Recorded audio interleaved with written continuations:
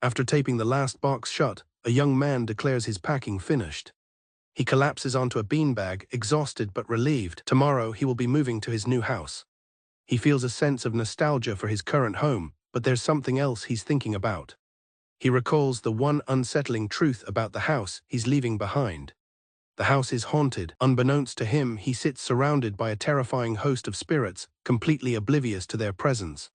Or at least it's supposed to be. He scratches his face in annoyance, having never once seen a ghost. He had moved to Tokyo with no money, taking this problem property simply because the rent was 0 yen. To fulfill his lifelong dream, he had come prepared to face death itself. But if the ghost never appears, he feels his grand resolve will just be laughed at, unable to even brag about living in a haunted house. Meanwhile, the powerful earthbound spirit haunting him desperately wonders why he remains so utterly unaffected. His frustration boils over, and he screams into the empty room, demanding to know why the ghost will not show itself. In perfect, unseen parallel, the spirit screams back in equal frustration, desperate to know why he cannot see her. Kanako-sama, the self-proclaimed strongest earthbound spirit, is at her wit's end. For 3 years, the tenant has completely ignored her. A fact she laments is due to his utter lack of spiritual sense. Gensan, a miscarried spirit of 80 years, has never seen anything like it and tries to console Kanako, but she furiously insists on being called Kanako-sama. The Yaokai Ganem worries that if no supernatural phenomena are registered, the property might lose its haunted status, but Kanako-sama dismisses this as unimportant. What is truly important, Kanako-sama screams, is that the rent is 0 yen, and there is no other place like it. Her pride on the line, she refuses to let the tenant leave without being properly scared and declares a strategy meeting with the other spirits. The wandering spirit Arbor is completely baffled by the proceedings. The human soul Dharma points out that it's a bit late for strategy, given Kanako's usual headstrong approach. However, Gensan suggests a roundabout approach since frontal assaults have failed, with Dharma wondering if they could try making spooky sounds or a poltergeist. Kanako-sama seizes the opportunity, vowing to make the man taste her fury. She channels her power, shaking the entire apartment violently as the tenant stumbles, wondering what is happening. As Kanako-sama commands him to submit to her wrath, she imagines him screaming that ghosts are scary. Instead, he comes to a startling realization of his own, declaring that it must be an earthquake, much to Kanako-sama's disbelief. He then panics, complaining about how many earthquakes Tokyo has. Clutching his head in terror, the young man screams that earthquakes are scary. His reaction drives Kanako-sama into a fresh wave of despair, and she screams back in utter frustration that she is the one who is supposed to be scaring him. The tenant, recovering from the tremor, tries to play it cool, claiming he was not scared at all. This denial sends Kanako-sama into another fit of rage. The other spirits intervene, with Gensan suggesting a new strategy: present the man with a phenomenon that proves something is there. While the others cheer her on, Kanako finds the idea a hassle. She begins by scrawling a message in blood on the window, but the tenant, absorbed in his tablet, does not notice. She then tries whispering strange noises into his ear, but he is wearing earbuds and merely complains about a poor Bluetooth connection. For her final attempt, she hijacks his phone screen, but he dismisses her terrifying image as just a cat video. The spirits conclude that appealing to the tenant's 5 senses is a waste of time, though they note he was afraid of the earthquake. Suddenly, the man lets out a terrified scream. The source of his fear is quickly revealed: a cockroach scuttling across the floor. The tenant panics, lamenting that of all the times he has lived there, a cockroach had to appear the day before he moves out. As the tenant screams that cockroaches are scary, Kanako-sama reaches her breaking point. She lets out an equally loud scream of pure frustration, enraged that a simple bug could scare him when she, the strongest earthbound spirit, could not. Still catching his breath, the tenant remarks how terrifying the cockroach was, much to Kanako-sama's irritation. He then begins to wonder if he's overlooked any strange occurrences in the house, suddenly realizing that his thoughts might be audible to the spirits. He recalls how the hallways would sometimes be inexplicably wet, a phenomenon he had previously dismissed as leaks. As he thinks this, the spirits reveal that it was the work of Arbor, a ghost who can manipulate water. His internal review continues as he remembers the sound of babies crying whenever they passed his house. Gensan, the small monk-like spirit, proudly admits he was just trying to say hello. The tenant then recalls a person screaming outside his door late one night, which he had chalked up to city life. Another spirit, Dharma, excitedly boasts that he had possessed a passerby just to jump scare the tenant. He also remembers times when things had fallen off shelves, which Ganonmi, a spirit with limited abilities, proudly claims as his doing. Hearing the tenant acknowledge all these events, Kinako-sama grows impressed and hopeful. As the man thinks there might be something more, Kinako-sama leans in, her eyes wide with anticipation, wondering what he has realized. However, the tenant's train of thought comes to an abrupt end. He concludes that's about it for all the strange occurrences he can remember. This anticlimactic finish shatters Kinako-sama's last bit of hope, sending her into a furious, wailing tantrum. The young man concludes that none of the previous incidents were definitive proof of ghosts, deciding he must take a more direct approach. Meanwhile, Kinako-sama lies broken in a corner, so despondent that the other spirits worry she's beyond help. She laments that tomorrow he will be gone, having never even known she was there. With a click, the tenant flips off the lights, plunging the room into darkness. The spirits realize it wasn't a power outage. The tenant switched off the lights himself. One of them understands his intention. He's trying to summon Kinako. He sits on the floor, having arranged candles and signs for yes and no in a makeshift seance. Startling the dejected ghost, he calls out directly, asking if a ghost is present. His voice echoes with desperation as he challenges any ghost present to extinguish the candle flame as proof of its existence. He screams that he really wants to see it. As silence meets his plea, he resigns himself to failure, thinking this might just become a funny story to tell his friends. Beneath the disappointment, he quietly wishes he could have met a ghost just once, lamenting that he must not be psychic. Just as he gives up hope, one of the candle flames suddenly sputters and dies out.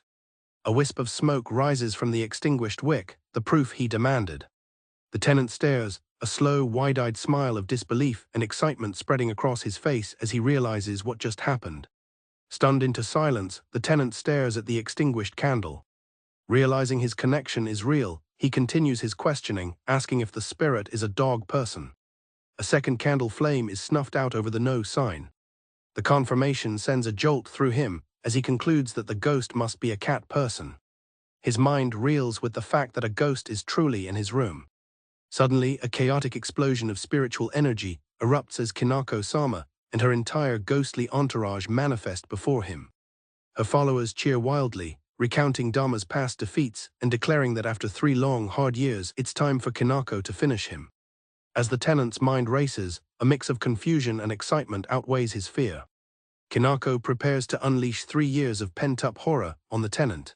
But his first question completely derails the terrifying moment as he asks if the ghost before him is a man.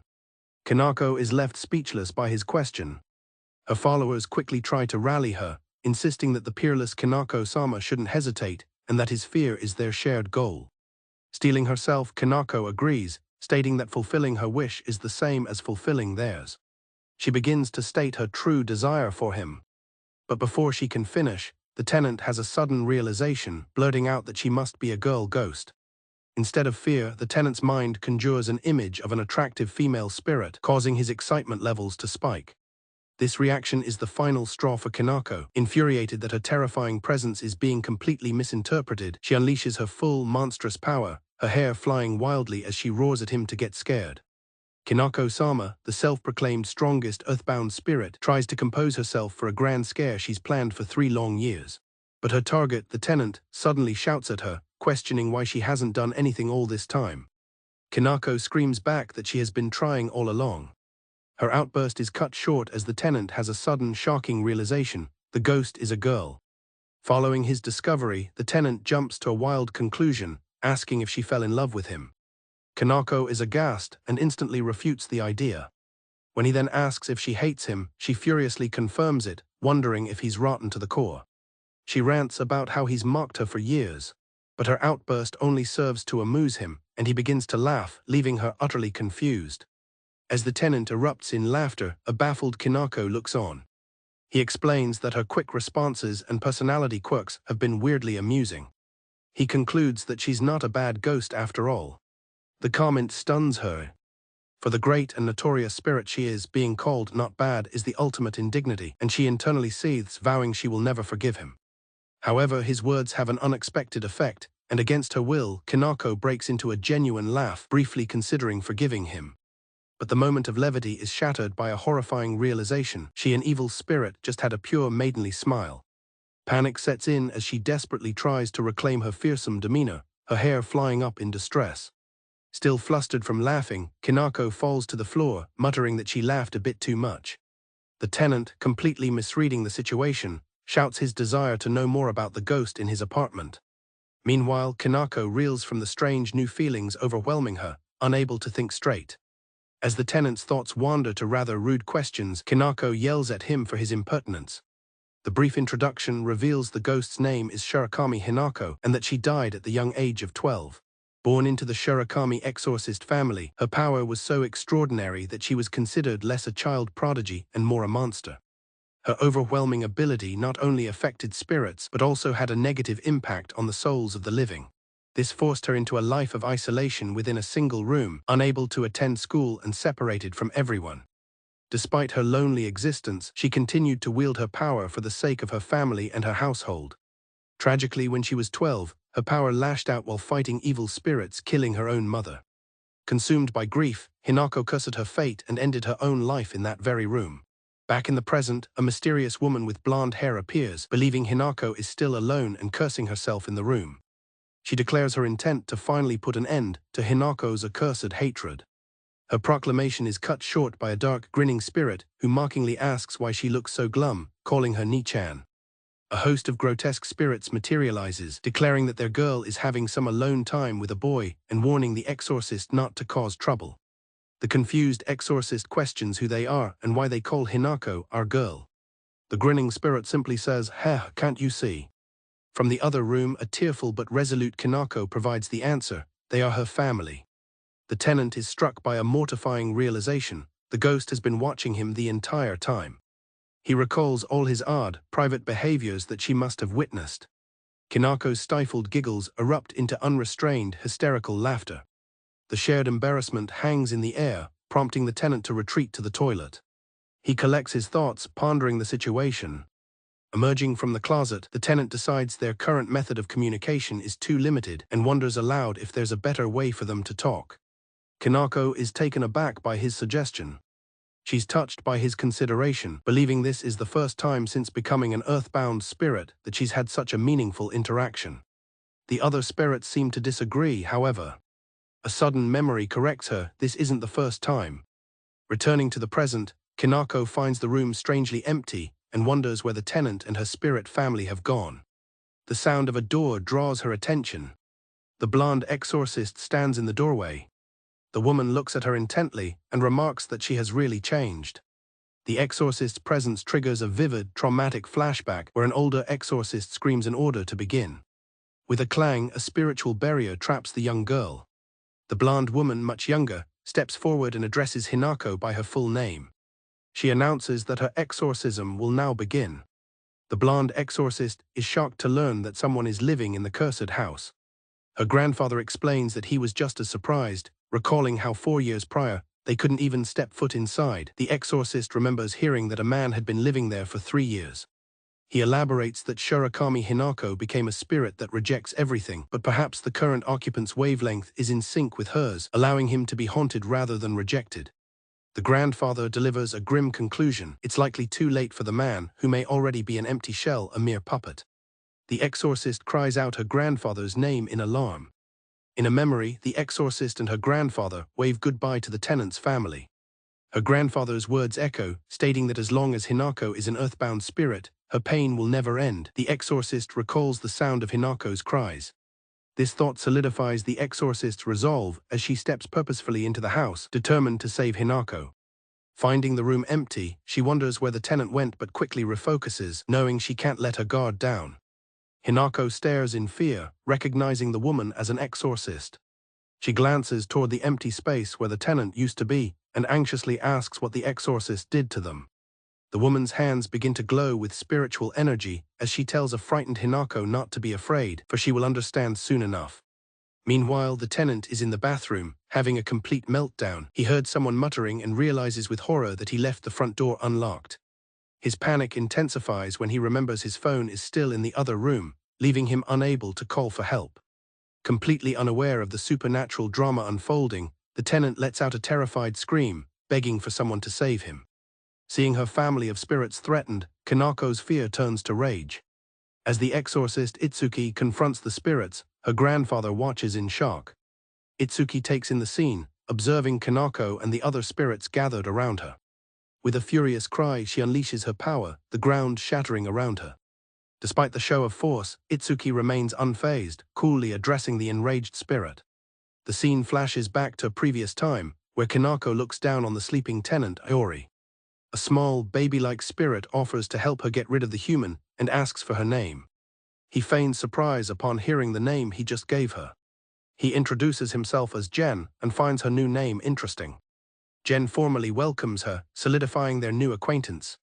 Kanako unleashes her hair to attack a wandering spirit. Itsuki counters with an attack of her own.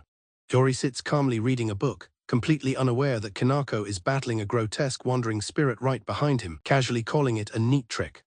The spirit Gen encourages Kanako, telling her that the captured entity is warming up to her. Gen explains that the captured spirit now wants to stay by her side. Itsuki deflects Kanako's attack with ease. Iori panics, mistaking the powerful spirit for a common prowler. Fueled by the memory, Kanako screams at the exorcist in the present. Itsuki laughs, mocking the captured spirit's powerlessness against Kanako. The trapped spirit can't believe its predicament, while Gen smugly points out it's the spirit's own fault. Kanako herself wonders who this powerful exorcist is. Gen proudly declares her to be the strongest earthbound spirit, Kanako-sama. The battle rages on, with Kanako reeling from a blow from Itsuki. In the midst of the chaos, Iori notices yet another spirit, Ganonmi, dangling from his ceiling and simply notes the abundance of peculiar spirits. Ganonmi introduces itself, and Iori casually wishes the new arrival a good evening. The flashback ends, returning to the present confrontation where Kanako stands with her family of yokai. The grandfather yells for Itsuki to enclose them. Itsuki unleashes a flare of power, pinning Kanako to the floor. In her defeat, Kanako has a moment of clarity, wondering what she has been doing. Overwhelmed by despair, Kanako believes she is once again making her family miserable. Itsuki is startled when Kanako suddenly stops resisting. She apologizes to her family, lamenting that even as a spirit, she repeats her past mistakes. She resigns herself to her fate, believing that because of her, everything turned out this way. As a tearful Kanako accepts that this will be her end, she closes her eyes. The grandfather warns that Kanako's moment of weakness is temporary and she will fall back into self-hatred if given the chance. He screams that now is the only chance to perform the last rites before it's too late. He frantically urges Itsuki not to hesitate. Unseen, Iori chuckles softly nearby, completely oblivious to the drama. In another memory, Kanako stands over a sleeping Iori, annoyed that he is the first person to ever ignore her so completely. Determined, she points at him and vows to make him watch. She declares that she will make him acknowledge her great existence. Kanako resigns herself to the fact that she couldn't scare him. But just then, Iori bolts upright with excitement, yelling that he wants to know more about her, the ghost. She realizes he wanted to get to know her too.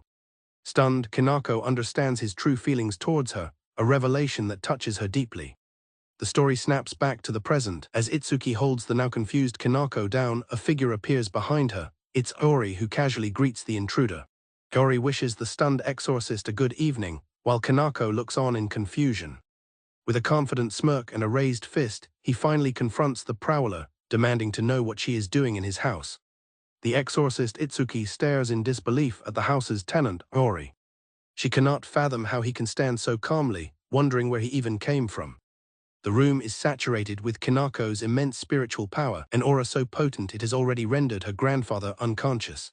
While Itsuki questions how he can even maintain consciousness, Iori simply lets out a soft, knowing chuckle.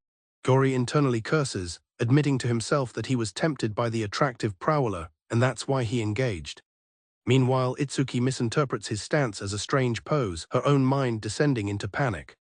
She desperately thinks of escaping. As Iori's inner counsel debates how to proceed, he tries to rationalize her bizarre actions. Suddenly, a wave of dark energy erupts from the floor where Kanako lay, sending both Itsuki and her grandfather flying backward. In his shock, Iori accidentally blurts out the true, shallow reason for his interest in the Onsen. As she's thrown, Itsuki realizes she was caught completely off guard by the unexpected turn of events. From the center of the blast, Kanako begins to stir, her power trembling as she fights to get back up. Still on the ground, Kanako looks up in utter bewilderment, blushingly questioning if she heard him correctly. The stunned Itsuki frantically tries to calm herself down, convinced she must have misheard. As Kanako's power surges, the head exorcist realizes in panic that she is fighting back, frantically ordering his men to reinforce the barrier fourfold. Itsuki looks on in shock from within the straining, light-filled barrier. An exorcist prays, urging them to endure until Itsuki can regain her stance. But within the cracking containment, Kanako's voice cuts through with a simple, menacing declaration: they are in her way. The immense pressure causes the old man's glasses to crack. With a final, explosive burst of energy, the spiritual barrier shatters completely, sending shards of light flying. The head exorcist cries out in pain as the spell fails. On the floor, an exhausted and overwhelmed Itsuki slumps down. She pants in disbelief, muttering that it cannot be happening. Amidst the floating debris of the broken barrier, Kanako rises, her power growing stronger as she recovers back to her prime. Itsuki watches in horror, realizing the spirit's aura is different and wondering what could have possibly triggered such a change. Gori, oblivious to the spiritual danger, rushes to Itsuki's side, calling her One-san and asking if she's all right. He then turns his attention to the trembling Kanako, telling her to get a grip. Gori admits he doesn't know what happened to her, but tries to offer comfort anyway. Completely misreading the situation, Iori assumes Kanako is distraught over a breakup and offers to talk about it. His mind then drifts into a fantasy where his empathy wins over Itsuki's heart, but his gaze wanders. This daydream is cut short, prompting a furious and embarrassed Kanako to suddenly scream about boobies, leaving both Iori and Itsuki stunned. As an exorcist collapses, overwhelmed Itsuki panics. The containment ward has been destroyed, and Kanako's immense power threatens to spill out and harm nearby residents. Itsuki feels powerless as she watches the spirit's dark energy fill the room. Gori, oblivious to the danger, simply asks Itsuki what has captured her attention, his mind drifting to less important matters. Kanako lashes out, screaming at them to go away. The raw force of her emotions hits Itsuki, making it hard for her to breathe. She is flooded with a torrent of conflicting feelings radiating from the spirit: sadness, joy, hatred, and frustration. As Ori sniffs the air near her, Itsuki winces, overwhelmed by the spiritual assault. As Kanako continues to yell, Itsuki clutches her chest, which aches from the spiritual pressure. She gasps in pain, barely able to stand. Completely misreading the situation, Ori apologizes to Itsuki on Kanako's behalf. He explains that the spirit is just at a jealous age, and that Itsuki should cut her some slack, leaving the exorcist stunned by his cluelessness. Observing the scene, a mysterious hooded figure remarks that jealousy is a woman's nature, noting that Kanako has grown up. The figure then realizes that Iori is no ordinary guy. As Iori begins to piece things together, the hooded being identifies him as the bastard Kanako has fallen in love with. The memory of the preceding moments clarifies the situation. Itsuki was panting from the pain in her chest. Iori, utterly confused, had muttered about her chest, which sent Kanako into a jealous rage, screaming that she was going to kill the other woman. The skull-faced spirit, Arbor, screams in fury. A stern woman in a black suit watches as Kanako's power flares dangerously, telling her subordinate spirit, Arbor, not to go berserk. The woman politely thanks an old man confined in a cell, who simply agrees. She declares her intention to save her strength for Shirakami Hinako's exorcism, but promises to exorcise the lesser spirits later. The spirits Gen and Arbor panic, realizing they are sitting ducks. The shadow spirit Gen proposes a bet to the woman about the man who won over Kanako. He warns her to be careful, noting that it is a full moon. The scene shows Itsuki and Iori, the subject of Gen's warning, described as a werewolf who lacks any sense. Iori's pants are inexplicably torn at the knees. Kanako's small spirit companions confer, with one telling the other to go talk to her while muttering an insult about Itsuki's figure. Overwhelmed with emotion, Kanako cries, telling herself to shut up. Itsuki watches, concerned, as Kanako's spiritual energy manifests as swirling hair. Kanako continues to sob as her spirit companions attempt to comfort her. Itsuki watches with a serious, analytical gaze. Having assessed the scene, Itsuki states that she thinks she understands what's happening. However, she reminds Kanako that she is still a powerful evil spirit, and depending on her answer, they may need to consider their options. With tears streaming down her face, Kanako looks up as Itsuki asks her what she wishes for. Gori cautiously enters the room, breaking the heavy atmosphere. He looks at Itsuki and nervously asks if she is communicating with someone. He finishes his question, asking if she can see the ghost, stunning both Itsuki and Kanako into silence. Iori considers the limitations of communicating with only simple questions. Suddenly, he has a brilliant idea. Itsuki can only stare, bewildered by his sudden change in demeanor. Iori proudly announces his plan to act as an interpreter for Itsuki and Kanako, mistakenly using Itsuki's name for himself.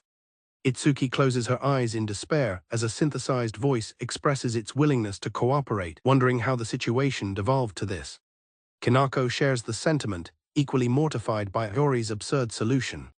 Itsuki reflects on the nature of spiritual sense, a faculty inherent in all humans, though its sensitivity varies. She knows that no matter how dull one's senses are, exposure to overwhelming malice will consume both body and mind. 4 years prior, she had seen this very room from the outside, her expression filled with dread. It was a place teeming with all the world's grudges, emanating a sinister atmosphere. It was a space where no human should ever set foot. In stark contrast to her memory, Iori beams, apologizing for only having a can of something from the fridge to offer. He frantically worries about not having a cushion, even suggesting she sit on his futon, but Itsuki curtly refuses. Itsuki is stunned by the realization that he has lived in this horrifying room for 3 years, completely unharmed. She thinks that this goes far beyond simple spiritual insensitivity. She concludes he has absolutely no spiritual sense whatsoever. Itsuki realizes that this fundamental human function is completely absent in Iori. Yet it is precisely for this reason that he was able to get close to Shirakami Hinako, a powerful spirit whom no one had ever been able to approach before. This man had unknowingly accomplished something that not even Itsuki's own household could do. Meanwhile, inside Iori's head, his thoughts race. He wonders how he ended up with a trespasser and a ghost in his room, his mind conjuring an alluring image of the spirit. Unaware of the true danger, he grins with delight, thinking that this bizarre experience will eventually become a fantastic story to tell at drinking parties. Eager to make friends with his ghostly roommate, Iori cheerfully asks for her name. The various spirits around her look on with anticipation. Itsuki begins to introduce her, but is quickly cut off. One of the smaller spirits quickly interjects, asking for a moment of patience. The spirits all begin suggesting names, calling her Hinako, Kanako, and Shirakami Hinako-san. As Iori and Itsuki watch in confusion, the spirit's hair whips around. Blushing intensely, she clarifies that her name is Shirakami Kanako. When Itsuki questions if her name isn't Hinako, the spirit gets even more flustered, insisting that the name is Kai, not Hai. The spirit snaps at Itsuki for interpreting and trying to control the situation. She points directly at a bewildered Iori, declaring that she wants to talk to him. Itsuki calmly asks what she wishes for. The spirit shyly agrees, and Itsuki acknowledges her request. For the first time in her existence, both in life and death, someone she desires to know her is about to learn her name. Her heart pounds in anticipation, silently urging him to say it. Finally, Iori looks at her and speaks her full name, Shirakami Kanako. She stares back, her wish fulfilled. The name Kanako reminds Iori of soybean flour, triggering a sudden craving. Iori smiles brightly, telling her that Kanako is a cute name. Panicked that he got the name wrong, the spirit frantically grabs Itsuki, insisting she tell him the name is Hinako after all. He then adds that since she's been with him for so long, she probably already knows his name. Iori gives a cheerful wave and greets her casually by her new nickname, Kanako. The casual, friendly address is too much for her to handle. She lets out a flustered squeak. She suddenly collapses, shocking Itsuki and the other spirits while Iori wonders what's wrong. While Iori asks what she's saying, Itsuki can only stare in confusion. Internally, Kanako is having a complete meltdown, overwhelmed with joy that he called her name and unable to stop grinning. Itsuki cautiously asks if she's all right. Kanako struggles to regain her composure, reminding herself of her status. She tries to strike a dramatic pose, announcing herself as Kanako-sama. Kanako forces out a garbled cry, trying to insist that she is fine. Itsuki observes that she seems to be in agony, leaving a completely baffled Iori to wonder why. Itsuki notices something strange about Kanako's dark hair, which is suddenly coming loose. She realizes that the hair represents the chains of self-hatred binding Kanako to the room. The fact that it's falling away signifies a profound change within the spirit. While Kanako struggles to regain her composure and dignity, Iori shifts his focus. Completely oblivious to her inner turmoil, he enthusiastically praises Itsuki, exclaiming how amazing it is that she can talk to ghosts. Itsuki is surprised by the sudden, friendly attention. but she seems glad to hear it. Itsuki tries to ask Iori if he has any more questions, but he's too busy gushing, telling her he never would have known about all the ghosts without her. He insists that she should be proud of her unique ability. He then declares that her name, Itsuki, is a good name itself. As Iori continues to cheerfully chant her name, the overwhelming, relentless praise becomes too much for the normally stoic Itsuki. Watched by a stunned Kanako and the other spirits, she finally breaks, letting out a desperate cry for someone to save her. In a flashback, a young Itsuki listens intently as her grandfather explains the first rule of being an exorcist: to have a sense of pride. He elaborates that for an exorcist, self-esteem is a matter of life and death, as evil spirits manipulate people's weaknesses. To forge an unshakable spirit, he instructs her to make an oath, an absolute rule to define the person she wants to become. The oath can be anything, her grandfather explains, but it must never be broken. By following this rule, she will cultivate a sense of pride and a spirit strong enough to face any evil. With determination, young Itsuki declares her oath. She will never tell a lie and will always help those in need. Her grandfather approves, though he privately worries about her life at school. He takes her hand, reassuring her that she will one day be a fine exorcist. In the present, Itsuki reflects on how that childhood oath has shaped her, giving her the pride and resolve she carries today. Her resolve is firm, she will not be shaken. One of the smaller spirits senses trouble and quietly suggests to Kanako that they drop the subject. But Iori, oblivious, cheerfully asks Kanako about her appearance and age. Kanako is flustered, her hair writhing as other spirits watch, while a worried Itsuki looks on. Itsuki stammers, trying to come up with a response. She quickly lies, telling Iori that Kanako is a 12-year-old girl with long black hair and a white dress.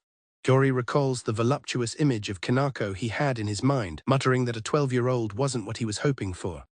Annoyed by his reaction, Kanako silently demands that Itsuki tell him she has big boobs. When Itsuki hesitates, Kanako becomes enraged, comparing their figures and threatening her. Terrified into submission, Itsuki quickly agrees. Flustered, Itsuki reluctantly relays the message to Iori, telling him that Kanako has big boobs. Iori confirms that she is talking about Kanako, the supposed 12-year-old. Kanako internally declares victory, having abandoned all shame for this moment. Iori is left completely shocked by the absurd combination of a 12-year-old with big boobs. As Iori seems to consider the idea, Kanako panics and desperately tells Itsuki to say it was a lie.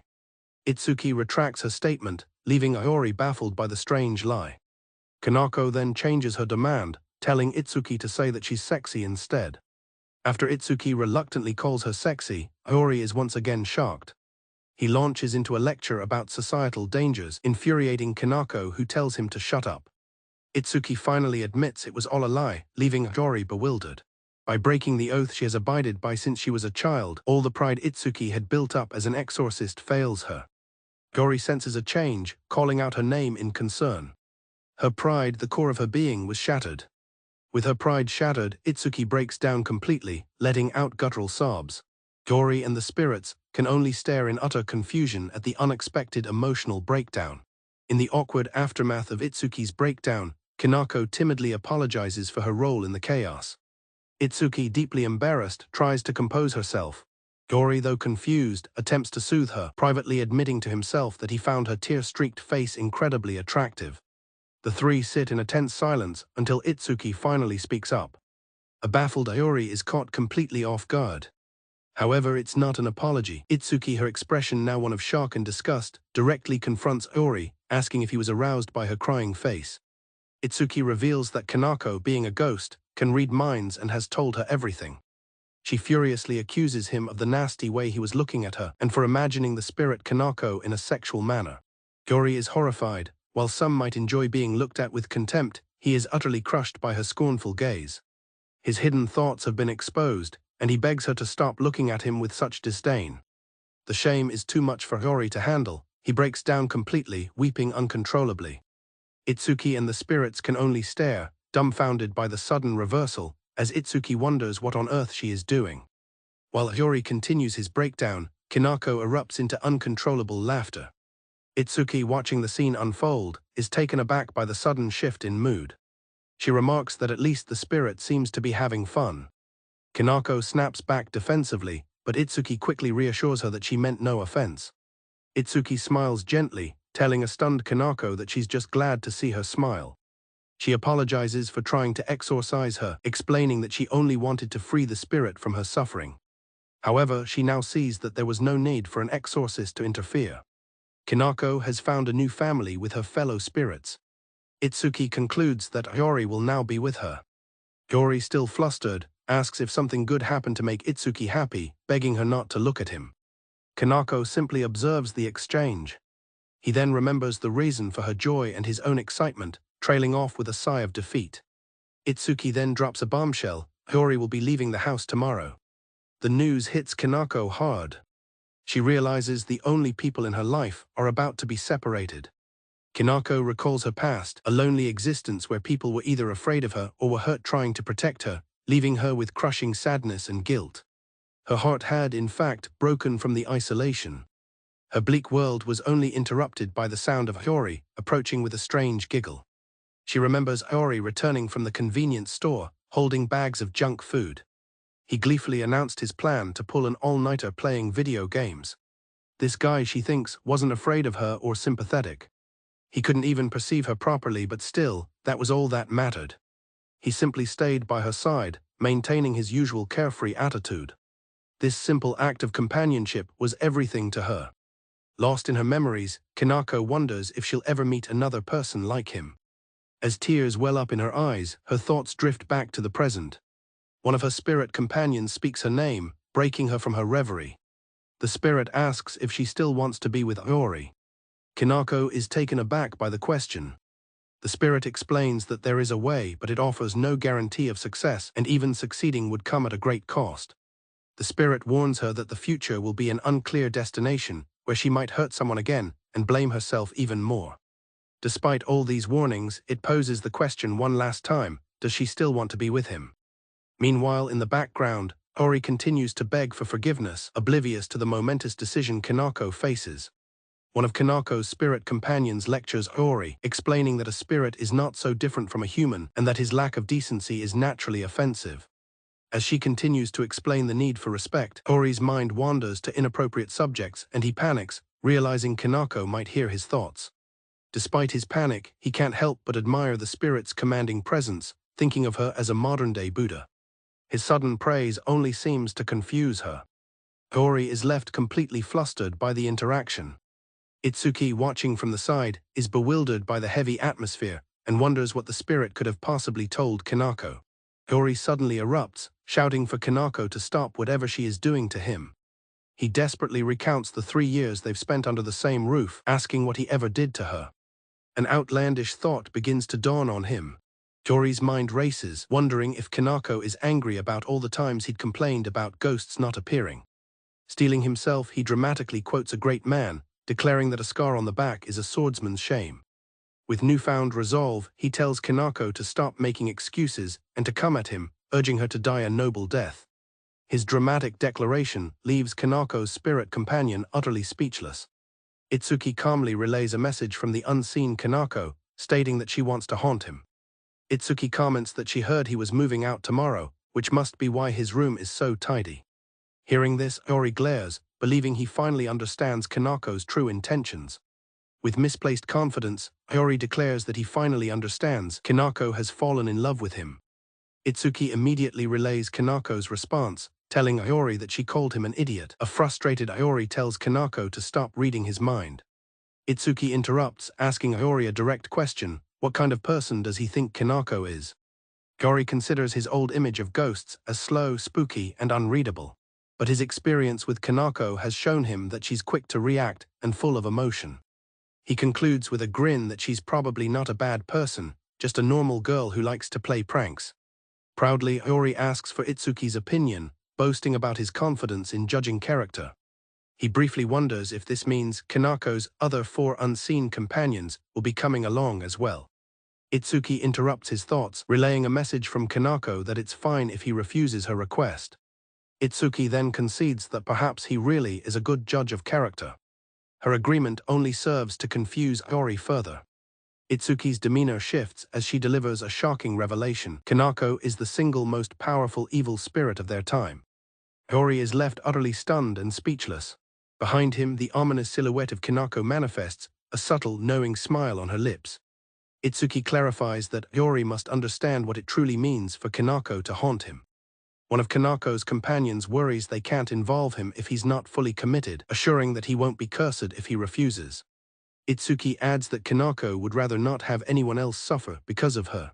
Iori stares in disbelief, questioning how the Kanako he knows could be the strongest evil spirit.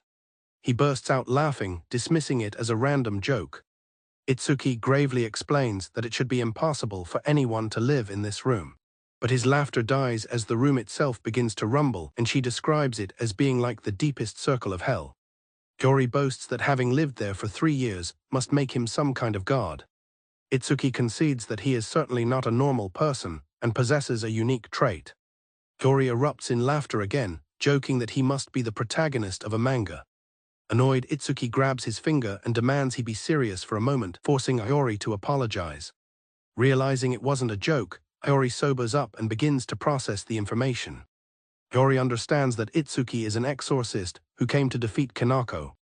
He identifies himself as the super guy with no spiritual sense caught in the middle of it all. Itsuki insists that while it may sound like nonsense, she isn't lying or exaggerating and he must trust her. As proof, she pulls out what was once a talisman for restraining spirits. Itsuki explains that it absorbed some of Kanako's power and became a scrap of paper, though Iori scoffs at its apparent flimsiness. Itsuki firmly refutes this, stating it was an extremely powerful item that Kanako's power destroyed in a short time. Itsuki explains that besides Iori, only exorcists who have built up an immunity could safely be near Kanako. She warns that if Kanako were to haunt him, her power could inadvertently cause harm to the people around him. Iori listens, stunned into silence. With grim determination, Itsuki declares that she came here to end the existence of the spirit known as Shirakami Hinako. However, Itsuki reveals a complication. Iori just happened to be there. Kanako, who once despised everything, now wants to be with him and worries about her own power hurting others. It seems the time spent with him has allowed her to feel like a normal girl again. Iori realizes she wants a normal life with someone else. He has given her the one thing that neither her family nor the exorcists could ever provide. With tears in her eyes, Itsuki tells Iori that giving Kanako this life is something only he can do. Iori stares in shock. She bows deeply, acknowledging the risks but promising that Kanako will restrain herself and that the exorcists will offer their full support. She begs him to consider her plea. Looking past Iori toward the small, anxious spirit in the corner of the room, Itsuki makes her final emotional request, asking if he would save this girl. A brief vision of a happy, normal life with Kanako flashes through Iori's mind, leaving him overwhelmed and wondering what he should do. Back in reality, the immense weight of the situation crashes down on Iori. He mutters that this is heavy. He protests that they can't just dump such a huge responsibility on him, especially if Kanako is as terrifying as they say. All the while, Itsuki watches him with a creepy, intense focus. In a brief, silly aside, the dark spirit Quinarco sees a chance to show the world her terrifying power as a hero approaches. The hero, however, can't see her and wonders where the spirit is. As the hero yells in frustration, Quinarco screams back, equally frustrated that he can't see her. Iori begs for a moment to process everything. He tries to explain that while Kanako has known him for 3 years, he only met her today and insists he's not unwilling to help. He admits the only princesses he's ever saved were in video games, while Itsuki senses the atmosphere has changed. Kanako feels her body grow heavy, as if sinking into a pool of mud. A terrifying force begins to take hold of her. Kanako berates herself for getting her hopes up. She feels it was shameless to even consider happiness after everything she's been through. As she struggles with her thoughts, Iori innocently asks how she turned into an evil spirit to begin with. Realizing his question was a mistake, Iori quickly tells her she doesn't have to answer. But it's too late, the thought is too much for Kanako to bear, and her mind screams for him not to say it. A violent wave of dark energy erupts from Kanako. The blast slams into Itsuki, knocking her unconscious. Iori watches in stunned silence. He cries out Itsuki's name as she collapses. He looks back toward Kanako, beginning to understand the terrifying source of the attack. Horrified that Kanako attacked Itsuki, Iori yells for her to stop. Lost in her despair, Kanako can only weakly deny it. Iori internally pleads with her to control her power. He's left confused as the room continues to shake. Kinako's power rages uncontrollably as she apologizes profusely. The shaking intensifies into a full-blown earthquake, causing Iori to panic. A weakened Itsuki realizes with dread that Kinako's emotional scars are causing her power to run rampant, and the situation is getting worse. Kinako is consumed by her past, tormented by an inner voice questioning her right to be happy. It cruelly reminds her of all the trouble she's caused, the people she's hurt, and accuses her of killing her own mother. The voice scorns her attempts at a peaceful life, falling in love and playing house, roaring in condemnation. The tormenting voice commands Kinako to stay alone and continue dying forever as her body levitates, suspended by dark energy. The earthquake worsens, plunging the room into darkness and causing Iori to scream in fear. He turns in the dark and finds Itsuki is conscious again. Itsuki blames herself, thinking she was naive and made the wrong choice. Despite her convictions, she feels she is just an inexperienced novice. With what little strength she has, she grabs Iori and desperately tells him he has to get out. With tears of despair, Itsuki laments that Kinako can't be stopped now.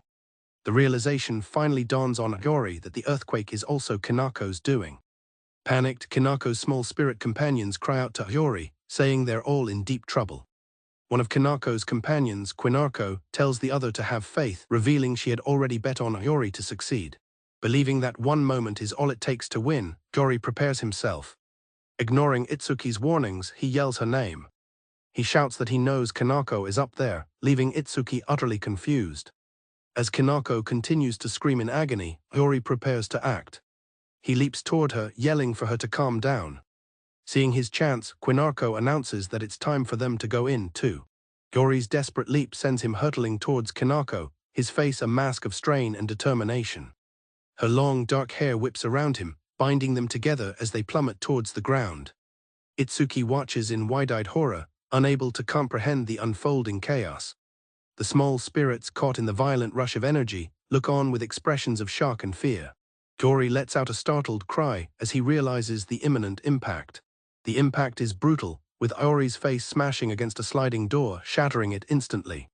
The spirits and a horrified Itsuki recoil from the sudden violence of the landing.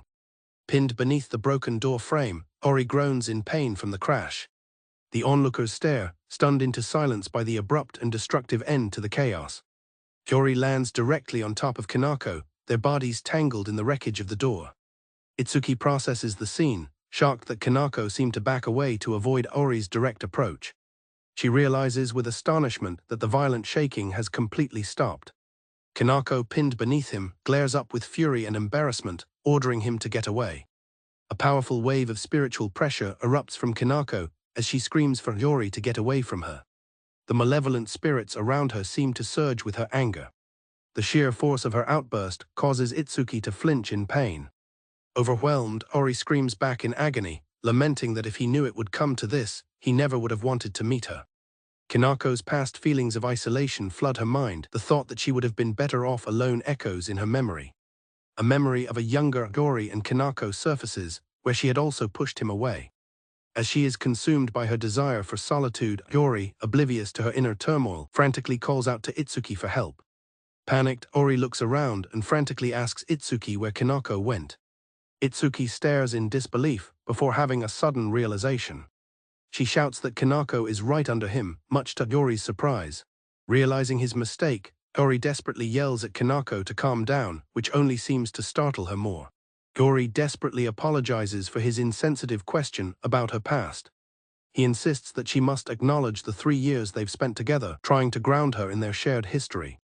He then begs her not to destroy the house before he moves out, adding a practical plea to the emotional chaos. Seizing the moment, Kinako's spirit companions decide to intervene. Suddenly, the small spirits that had been driven back by Kinako's rage swarm around the pair. They descend upon Iori and Kinako, adding to the pandemonium as Iori continues to cry out her name. One of the spirits smugly calls her sinful for locking eyes with the boy she loves, hoping she knows what she's doing. Another spirit joins in, asking what she thinks she's trying to pull in front of them. Overwhelmed, Kinako tries to tell them to stop. A third spirit mockingly declares that she can't make fun of him anymore, as she is now a true, lewd earthbound spirit. Mortified, Kinako flushes with embarrassment, squirming under Iori. As Iori struggles, one of the spirits points out that, as a ghost, she could just slip away from him if she wanted to. Another spirit relays a question from the baby spirit, asking what the two of them are doing, prompting Iori to yell back that they aren't doing anything. The chaos escalates as Iori continues to yell for Kanako to calm down and get off of him. Watching the bizarre scene unfold, Itsuki is completely bewildered by what's happening. She feels that even though Kanako lost control, she has to intervene as a human being, not as an exorcist.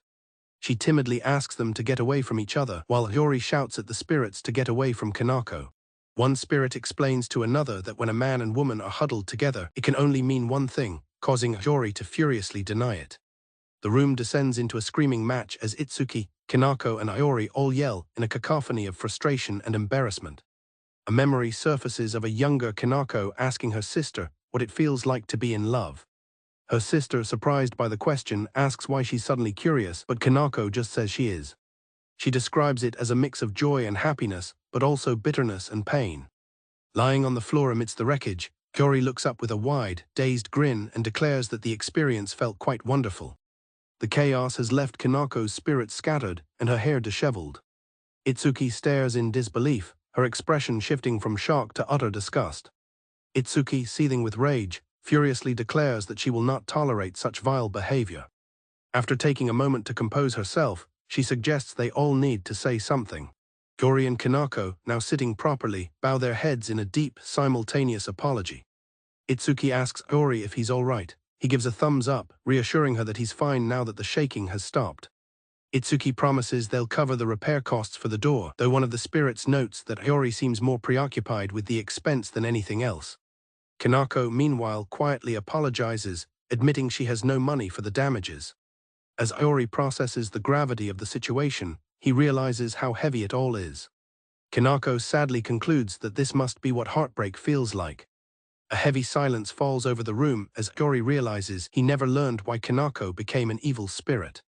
Though he desperately wants to ask about her past, he knows he can't in the current mood. He panics, realizing with horror that ghosts can read minds. He frantically apologizes, begging her not to get mad again. Ignoring Iori's panic, Kanako turns to Itsuki and instructs her to tell Iori about her past. She reminds a shocked Itsuki that she already knows the whole story. Itsuki hesitates, asking if she's sure about this. Kanako explains that he seems to want to know. And besides, she believes they will be parting ways after today anyway. After a moment of silence, Itsuki agrees. She turns to a flustered Iori and asks if he really wants to know about Kanako's past. The explanation brings back memories of the joy and happiness Kanako experienced, but also the bitterness and pain. In the memory, Kanako admits she doesn't understand, and her sister simply reassures her that it's all right. Iori, listening, thinks that surely he'll understand. In the memory, Kanako's sister tells her that someday she'll understand. A tearful Kanako thanks her and says she loves her. Back in the present, the baby spirit urges Kanako to say what she needs to say properly. With tears in her eyes, Kanako looks at Iori and tells him to leave, stating that she has no regrets. Itsuki and Iori are left stunned and confused. But her words are a lie. Through her tears, Kanako confesses that she loves him and is so glad to have met him. She wishes for him to fulfill his dream and be happy. As she looks out the broken window into the night, she thanks him. 10 minutes later, the story has sunk in. Iori is overcome with emotion, crying uncontrollably as he finally understands the hardships Kanako faced. He exclaims how terrible it all was, and how hard it must have been for her, as Itsuki and the spirits watch his emotional outburst. With newfound determination, Iori shouts that he has changed his mind. Looking directly at Kanako, he declares that she must come with him. The spirits are pleased, with one remarking that it's good for Kanako that Iori wants her to haunt him. But Kanako, completely overwhelmed by the sudden turn of events and the flood of emotions, recoils. She screams at him to leave her alone. Thus, the battle to rescue the strongest earthbound spirit, Shirakami Kanako, begins. In other words, what will come to be known as Operation Love Love is now underway, much to Kanako's bewildered confusion. The old exorcist stirs, disoriented, recalling how he was overwhelmed by Shirakami Hinako's power and passed out. Crouched outside the house, he senses that Hinako, the evil spirits, and even Itsuki are all still inside the room. He detects another, weaker aura he can't identify, possibly belonging to the house's occupant. He wonders how long he was unconscious and what has transpired in his absence. Staring at the window, he is deeply puzzled about what is going on inside the house. The scene shifts to a bustling train platform the next morning where Itsuki is waiting. She is shocked to spot Yori and Kanako standing together nearby. Her surprise turns to suspicion as she points accusingly, demanding to know why they are together. Yori greets Itsuki cheerfully, teasing that Kanako desperately wanted to go to school with him, though Kanako clarifies they just met. The conversation turns to the upcoming final exams, with Itsuki chiding them for their poor study habits. She recalls their failing midterm grades and insists they all study together after school, much to Yori's dismay. As Itsuki seems to call out to someone else, Yori is startled. He quietly gets Kanako's attention. Yori suddenly suggests to Kanako that they skip school together for the day. He points out a train about to leave in the opposite direction and asks if she wants to jump on. Seeing her hesitation, he mistakes it for excitement, much to her surprise. Kanako stammers, worried about what others might think, but Yori reminds her they are partners in bad grades. Deciding for both of them, he grabs her hand and pulls her toward the train. With a triumphant shout and a quick apology to Itsuki, Yori pulls Kanako onto the departing train. Itsuki is left standing on the platform in utter shock, calling out after them. On board, Yori just laughs mysteriously. Itsuki wonders if they are eloping as the train doors close. A flustered Kanako asks where they are going, but Yori replies evasively. On the train, Yori turns to Kanako and asks where she wants to go. Blushing, she shyly admits that she is fine going anywhere, as long as she is with him. Touched, Yori decides they should go to the sea, playfully calling her a rascal for suggesting such a long trip. They continue their journey, bantering happily. Suddenly, a voice yells and cut. The romantic scene shatters, revealing that the entire sequence was a performance back in the apartment, with Yori, Kanako, and Itsuki surrounded by spirits. The baby spirit, acting as director, declares that it is a wrap. A bewildered and blushing Kanako asks what just happened. The baby spirit smirks, revealing the name of their elaborate scheme, Operation Love Love. The baby spirit, acting as director, asks for Yori's opinion on the script. Itsuki chimes in with her own critique, finding the story cliché but fine, while Yori agrees it wasn't bad. This causes Kanako to panic. A flustered Kanako wonders what that was all about. Yori realizes he and Itsuki said the exact same thing, while Itsuki worries about how he'll handle the situation. Yori, overwhelmed with emotion, declares that this is all for the sake of Kanako's mother, as he tends to get emotional about parent-child matters. The baby spirit explains that Kanako's long hair is what's holding her down. It is a symbol of the hatred she directed at herself, a vow to suffer in that place for all eternity. Her hair is the embodiment of the guilt she felt for causing her mother's death. Itsuki explains that if nothing is done about Kanako's cursed shackles, she will never be able to haunt Yori wherever he goes. She recalls seeing strands of hair fall from the ceiling during their earlier conversation. Itsuki concludes that the joy Kanako felt at that moment managed to suppress some of her self-loathing. The baby spirit explains the key is for Kanako to focus on her desire to be with him, as this is how they will free her from her grudge. As part of the plan, the spirits tell Kanako to keep being lovey-dovey with Yori, which she angrily rejects. She can't believe they're serious, but one of the spirits comments that the plan seemed to work well for him. The others cheer her on, telling her to accept her fate, much to her dismay.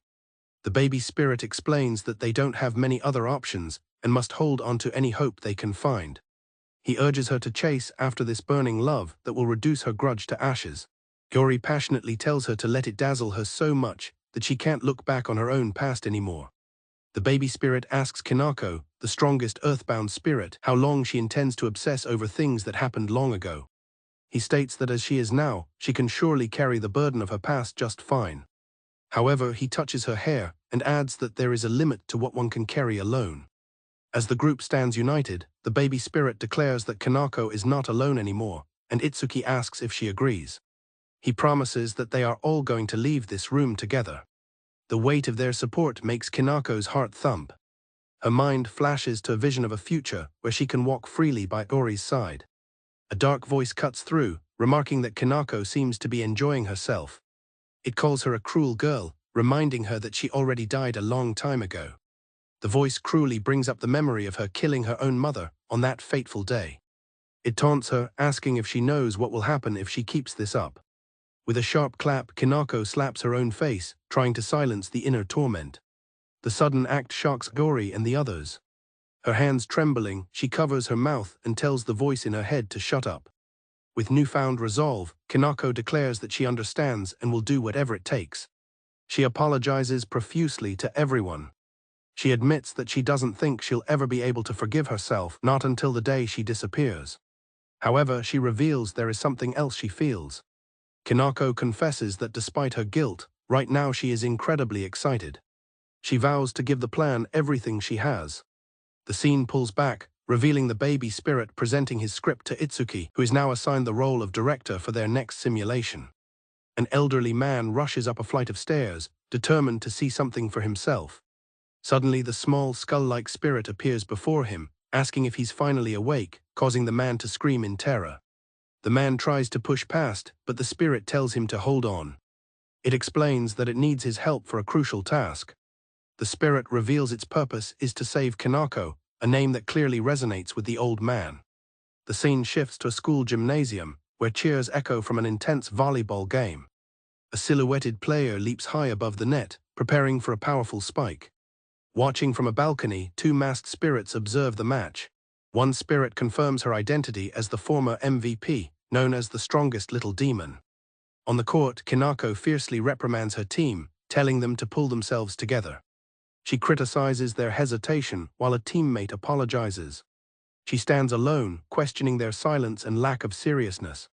When another player tries to speak, Kanako cuts her off, ordering them to get ready. The blonde player speaks up for the exhausted team, pleading with Kanako that they've reached their limit and need a break. After a tense moment, Kanako reluctantly agrees and walks away. Her teammates whisper amongst themselves about how terrifying she is. The spirits observe that her incredible drive puts her on another level, but also causes friction with her peers. One of the spirits reflects that Kanako was simply born with incredible talent. The other finds her nickname, Little Demon, ironically fitting. People tend to stay away from demons, leaving her isolated despite her skill. Suddenly, a voice calls out her name, startling her. Outside the gym, Gori waits for her, eating a popsicle and observing that she's working hard as usual. He tells her that as her childhood friend, he's worried about her. Annoyed, Kanako tells him to scram, but he just remarks on how harsh she is. Kanako dismisses his concern and tells him to leave. As she turns, she knocks the popsicle from his hand. Before she can go, Gori grabs her arm, insisting that he is genuinely worried. He confronts her, saying she always tries to hide her weaker side. Gori admits that showing weakness isn't easy for anyone. But he warns that acting tough all the time will only hurt her in the end. He pleads with her, saying that at least when she's with him, it's fine to drop the act. His earnest words leave Kanako stunned and speechless. He screams, "To hell with anyone who doesn't understand her." Filled with emotion, Gori shouts that he never wants to see her in pain. He asks her to come with him, promising to accept both the strong and the weak parts of her personality. He vows to accept both sides of her completely. After his heartfelt declaration, Kanako tries to hold back a laugh. She fails, erupting into a fit of uncontrollable laughter. The baby spirit yells, "Cut," bringing the scene to an abrupt halt as a confused Ori looks on. Gori, breaking character, proudly boasts about how well he nailed the role. One of the spirits asks the director if this was a joke, while Iori coughs, still in character.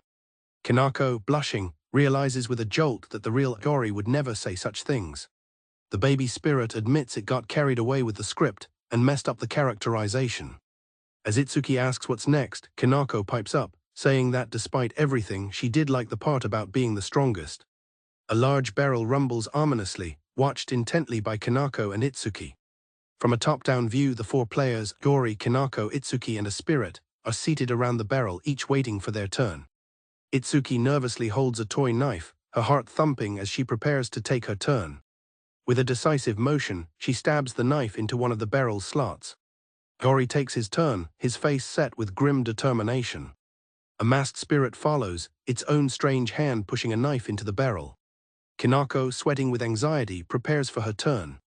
With a loud pop, the small figure of the baby spirit shoots out of the barrel, ending the game. Kanako cries out in shock and relief. Itsuki flinches, equally startled by the sudden conclusion. Gori throws his arms up, exclaiming how nerve-wracking it was, and sentiment both Itsuki and Kanako immediately echo. They all agree that their nerves got a good racking from the ordeal. The scene fades, marking the end of the game.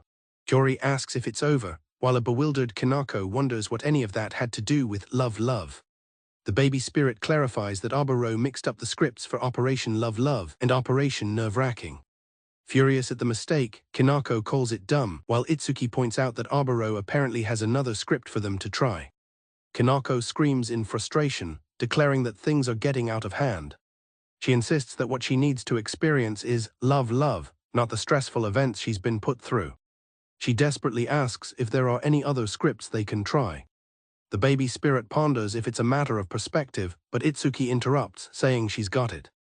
Itsuki gets Kanako's attention, preparing to explain her idea. Aburo tells a stunned Kanako that she will also be writing a script. Itsuki instructs her to think about what kind of love she wants to inflict on Iori, who reacts with shock. Kanako snaps at him to be serious. The baby spirit explains that Operation Love is meant to destroy her curse, fueled by emotions like love and the desire to be with someone. He continues, acknowledging her newfound desire for a better future, but questioning if she's just passively waiting for it to happen. The spirit tells Kanako she needs to put her desires into writing. Kanako questions if she really has to, feeling that it's not right, but the spirit insists. Itsuki adds that this is about her own desire to escape the darkness, as their shared goal is to create a new tomorrow. The spirit points out that she has already found this desire long ago, causing Kanako to remember her past resolve. He calls this long-held desire a dream.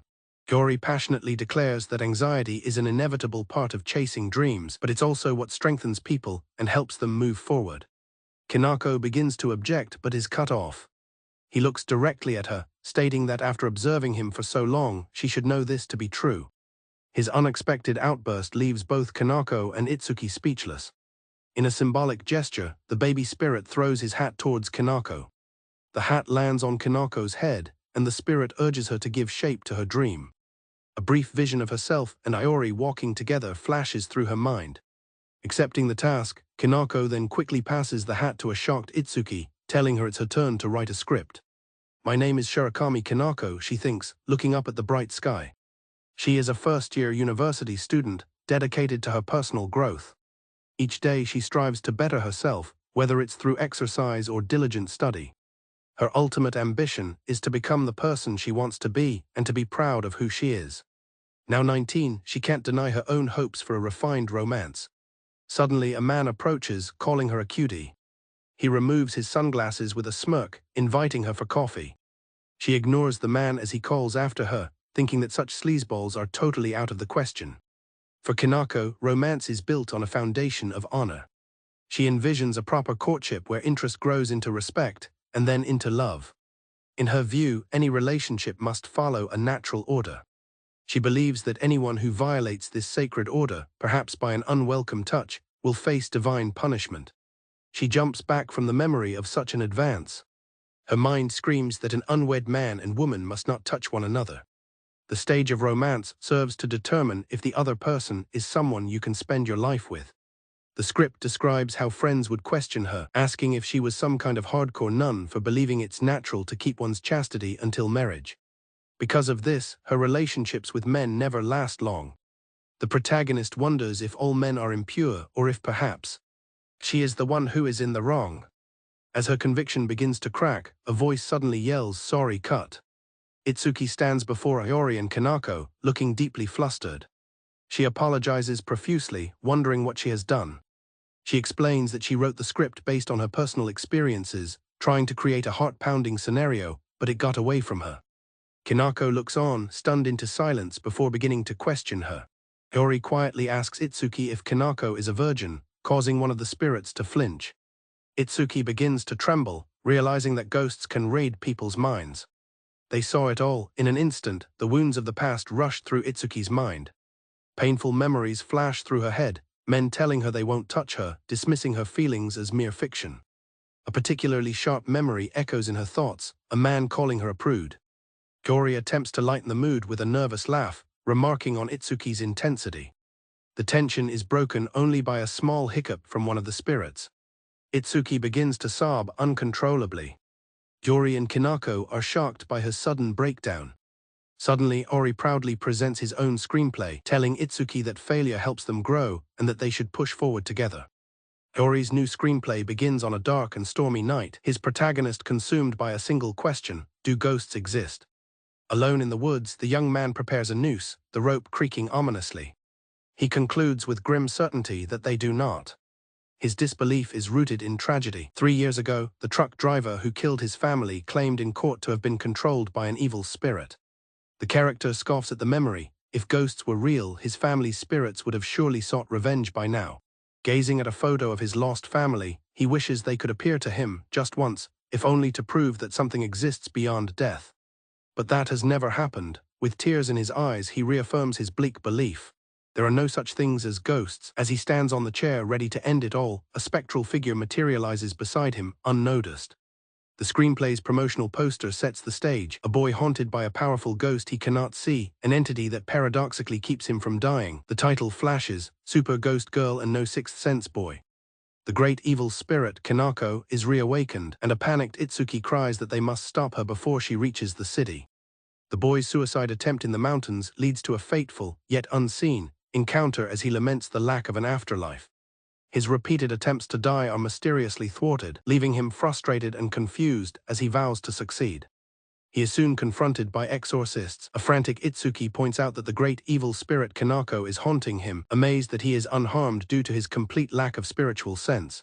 While the boy yells that he wants to die and that ghosts are not real, Ganonmi suggests they can use him to exorcise her. The boy, however, feels a strange sense of joy at being needed, even as he questions the plan.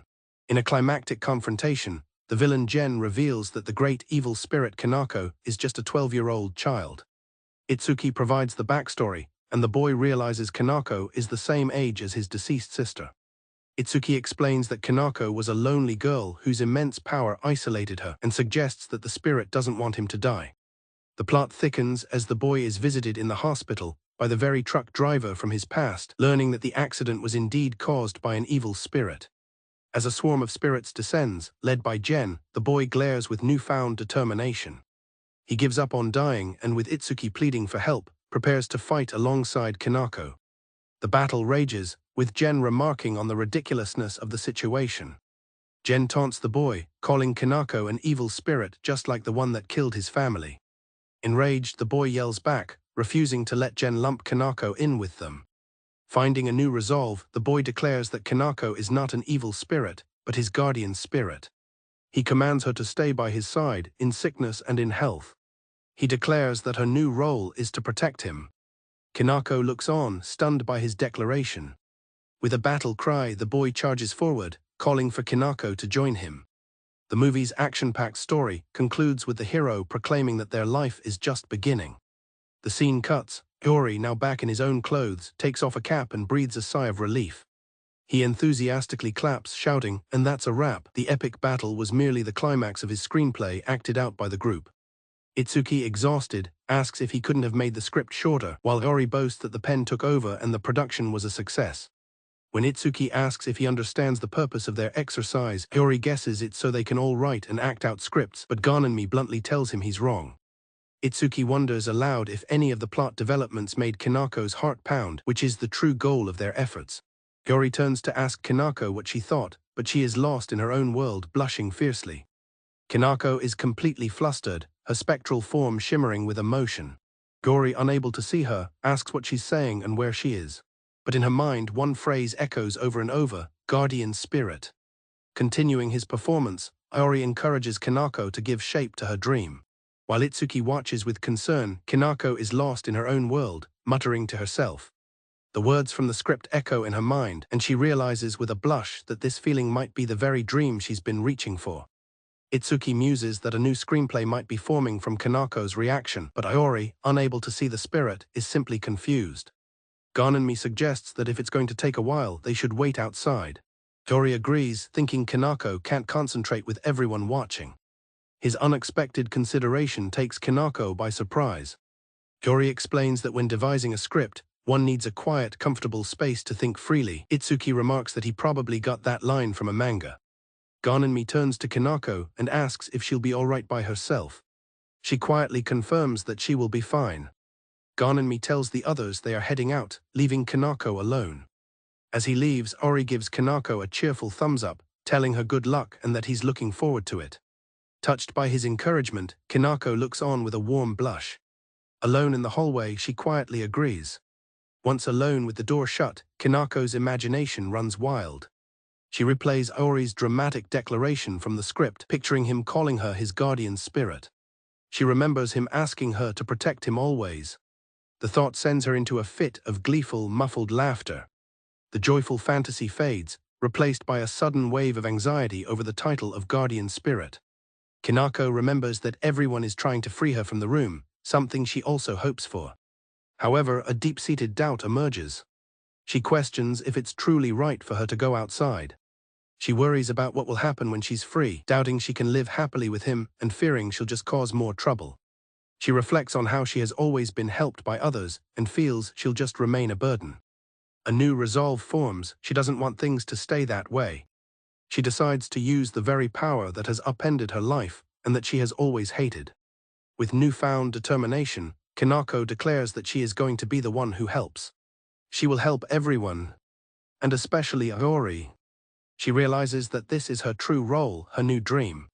She hears Ori's actual voice from outside, thanking her and saying he's counting on her.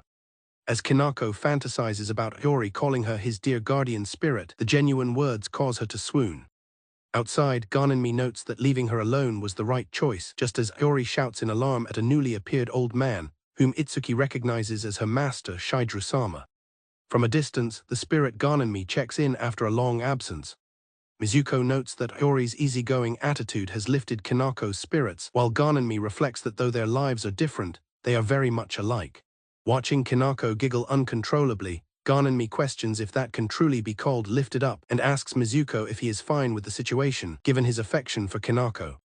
Mizuko humbly replies that he is nothing more than a poor, miscarried spirit. Ganonmi considers his words with a thoughtful expression. Mizuko finds the way their relationship is forming curious. Ganonmi reflects that Kinako, an unparalleled monster, should never have been able to lead a normal life, and no one should have been able to save her. In contrast, Aori is just an ordinary boy chasing a dream, yet he possesses the equally unique trait of having no spiritual sense. Ganonmi states that these two unconnected individuals have been brought together to witness something no one else could achieve. Staring at the moon, Mizuko muses that despite feeling too old for such thoughts, he can't help but think of the word fate. Ganonmi asks if Mizuko thinks it will work, calling him out for referring to himself as old when he is an unborn spirit. Mizuko admits he doesn't know, and can only hope his worries prove to be unfounded. Tori stammers in shock, realizing there had been a barrier. His fear quickly morphs into pure, unadulterated excitement as he shouts that it was awesome. Itsuki and Shidru look on, nonplussed by his reaction. Tori's excitement boils over as he gushes about the barrier, comparing it to an anime technique and praising everyone's efforts. While he's distracted, Itsuki quietly reports to her master Shidru that she heard the details from a nearby spirit. Shidru laughs, admitting they were completely humiliated in this special situation, and tells Itsuki not to feel down. Itsuki reflects that she never considered someone with no spiritual sense could exist, as it's a natural assumption in her field. Gori proudly declares himself awesome too, while Itsuki thinks there must be more to it. Mistaking Itsuki's observation for praise, Gori gets excited, but she clarifies he's just very optimistic. He then bursts into tears over Kinako's harsh life, as Itsuki muses that his trivial daily life is exactly what Kinako has always dreamed of. This sends Aori into another fit of ego, comparing himself to a manga protagonist, as Itsuki realizes he may be the only one who can truly save her. An exasperated Itsuki punches him for being so hyper. Gori spreads his arms wide, declaring this is the kind of thing he's always dreamed of. Itsuki and Shidru stare at him, confused by his statement. He quickly clarifies that he meant the general situation of being involved in something exciting. Ganonmi and Mizuko watch the exchange from nearby. Itsuki recalls Kinako's wish to fulfill her dream and be happy. Mizuko's voice explains that anxiety is an inevitable part of chasing dreams, but it's what enables people to grow stronger. Understanding this, Itsuki realizes she should have known this after watching Gori for so long. She turns to him with a serious expression and says she'd like to ask him something. With a calm demeanor, Itsuki asks Aori a direct question: what is his dream? He looks back at her, considering his answer. Meanwhile, inside the apartment, a joyful Kinako is celebrating with the other spirits, telling them how happy she is to be protected by a strong and cute guardian spirit. Iori begins to explain his dream, hesitating as he admits it is nothing special. Itsuki, noting his serious expression, tells him he does not have to share if he is uncomfortable. Iori explains that when he talks about his dream, people often call it shallow. The word triggers a painful memory for Itsuki, who recalls being confronted about telling a teacher something. In her memory, a younger Itsuki was bullied and mocked for her ideals of always helping those in trouble and refusing to lie.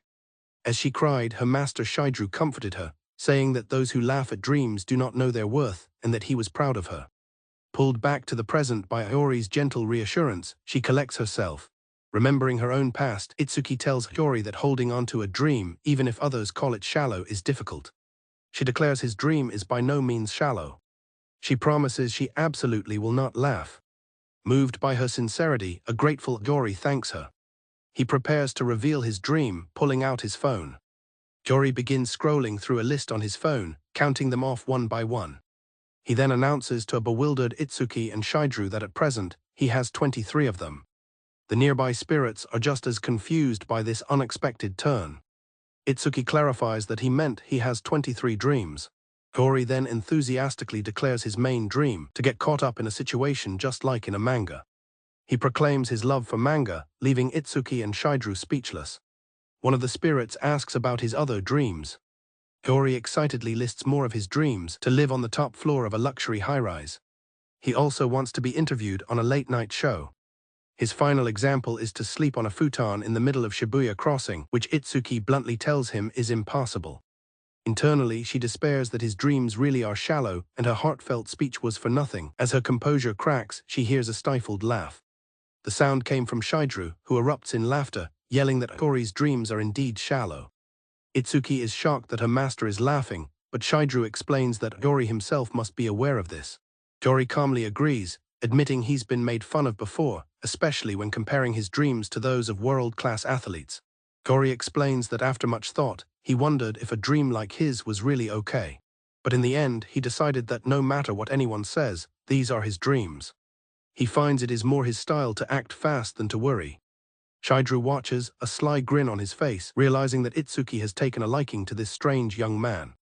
He exchanges a knowing look with Ganonmi, who comments on Shidru's reaction. Ganonmi tells Shidru that if he gets to know Iori, he will understand. Iori is the kind of person who would never normally appear in Kanako's life. When Shidru questions Iori's motives for saving her, Ganonmi explains that it just happened that way. As ghosts existing outside human society, they do not have ulterior motives. Everyone there simply shares the same wish. Iori chimes in, saying that is good enough, isn't it? A smile spreads across Shidru's face as he finds the situation amusing. He turns to leave, entrusting the rest to Itsuki. As he walks away, he declares that today all of them will not fail. With his back turned, Shidru raises a hand and states their goal: to save her. As Itsuki watches him go, Iori gets a sudden flash of inspiration. He turns with a determined, excited grin. Itsuki is startled by his sudden change in demeanor. Iori excitedly announces that he has a new dream. Inside her room, Kanako listens, her own resolve hardening as a small smile forms on her face. She whispers that she will help everyone, including that guy. Kanako pictures a happy future, one where she is believed in. It is a future where she can finally say she is glad. A future where she is thanked and loved. In her room, Kanako waits with nervous anticipation. A tendril of Kanako's hair-like spiritual energy extends from her room toward them. Outside, Iori gets Itsuki's attention. The spirits announce that the script is done. He clarifies that what he has prepared is Kanako's dream of the future. Itsuki, confused, reports this to Iori, who confirms it. He then turns and calls out to Kanako, telling her it is time. From behind her closed door, a nervous but determined voice calls out, ready to begin.